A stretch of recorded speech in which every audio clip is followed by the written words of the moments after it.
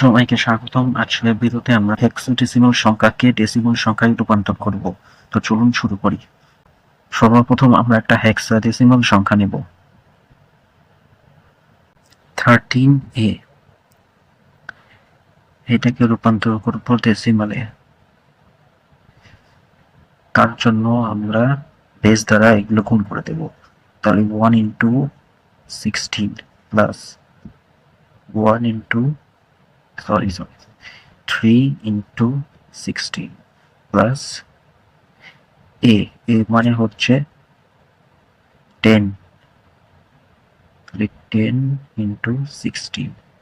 এরপর প্রথমটার ওপর হবে 0, এরপরটার ওপর 1, এরপরটার ওপর 2, এরপরে 16 উপর 2 মানে হচ্ছে 32।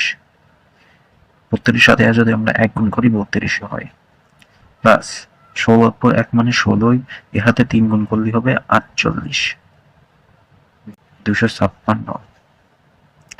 এরপরে 3 এর হাতে 16 গুণ করলে 48 হয়।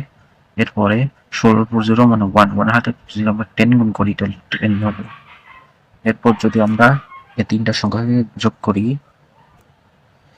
এক্ষেত্রে আমাদের মান আসবে 314। এটাই হচ্ছে ডেসিমালের মান। তো আশা করি আপনারা বুঝতে পেরেছেন।